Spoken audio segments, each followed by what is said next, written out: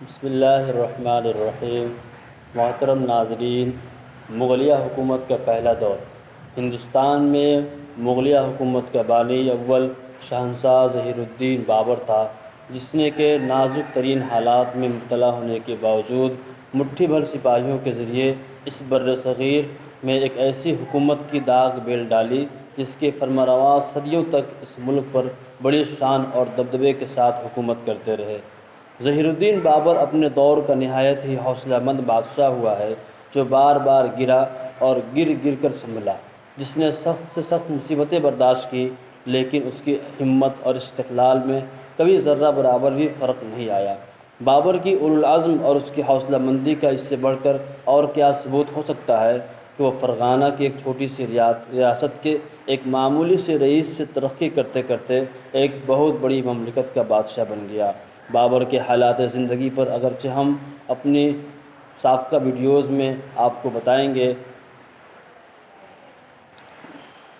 لیکن پھر بھی ہم ضروری سمجھتے ہیں کہ اس ویڈیو میں آپ کو مغلیہ حکومت کی اولوالعزم بانی کی زندگی کا ہلکا سا خاکہ پیش کر دیا جائے، تاکہ اس کا سننے والوں کو مغلیہ حکومت کے دور اول کے واقعات سے بھی کسی نہ کسی حد تک واقفیت ہو جائے۔ بابر کا ہندوستان میں فاتحانہ داخلہ۔ ظہیر الدین بابر کی یہ دیرینہ تمنا تھی کہ وہ کسی نہ کسی طرح بر صغیر ہندوستان کا بادشاہ بن جائے، لیکن نہ تو اس کی مالی حالت ایسی تھی کہ وہ اتنے بڑے ملک پر حملہ کر سکتا، اور نہ اس کی فوجی طاقت ہی قابل اطمینان تھی۔ اس لیے وہ ہندوستان پر حملہ سے گریز کرتا رہا۔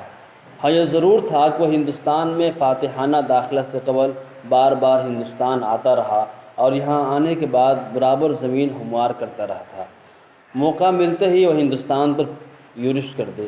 بابر کی یہ خوش نصیبی تھی کہ اسے زیادہ مدت تک انتظار نہیں کرنا پڑا، کیونکہ ہندوستان کی لودھی حکومت کے خلاف اچانک ہندوستانی امراء اور عمال میں سخت ناگواری پیدا ہو گئی، اور یہ ناگواری اس حد تک بڑھی کہ لودھی حکومت کے عمال اور امراء نے بابر سے خواہش کی وہ ہندوستان پر حملہ کر کے لودھی حکومت کے ظالم حکمران سے اس ملک کو نجات دلائے۔ بابر اس سنہری موقع کو کب ہاتھ سے کھونے والا تھا، چنانچہ اس نے کسی انتظار کیے بغیر ایک مختصر سی فوج سے 933 ہجری 1526 میں ہندوستان پر حملہ کر دیا، اور پشاور اور پنجاب پر قبضہ جمانے کے بعد جب دہلی کی جانب بڑھا تو پانی پت کی تاریخی میدان میں اسے سلطان ابراہیم لودھی کے عظیم الشان لشکر سے مقابلہ کرنا پڑا۔ ابراہیم لودھی کا لشکر اگرچہ بابر کی فوج سے 10 گنا تھا، لیکن وہ بابر کے بہادر سپاہیوں کے مقابلے پہ نہ ٹھہر سکا۔ ابراہیم لودھی اس جنگ میں مارا گیا، چنانچہ لودھیوں کی اس شکست کے بعد ہندوستان سے لودھی حکومت کا ہمیشہ کے لیے خاتمہ ہو گیا۔ بابر نے پانی پت میں فتح حاصل کرنے کے بعد دہلی کو زیر کیا۔ اس کے بعد اس نے آگرہ پر قبضہ جمایا، اور پھر اپنی حکومت کی بنیادیں ہندوستان میں مضبوط کرنے کے لیے اس نے اور اس کے بیٹے ہمایوں نے جدید فتوحات کا سلسلہ شروع کیا۔ چنانچہ بہت کم مدت میں اس نے قلعہ سنبھل، اٹاوہ، قنوج، دھولپور، جلشیر، جونپور، کالپی، بیانہ، قلعہ گوالیار فتح کر لیا، رانگا سنگھا کو شکست دی، میوات اور چندیری کو فتح کیا، بہار اور بنگال میں فتوحات حاصل کی۔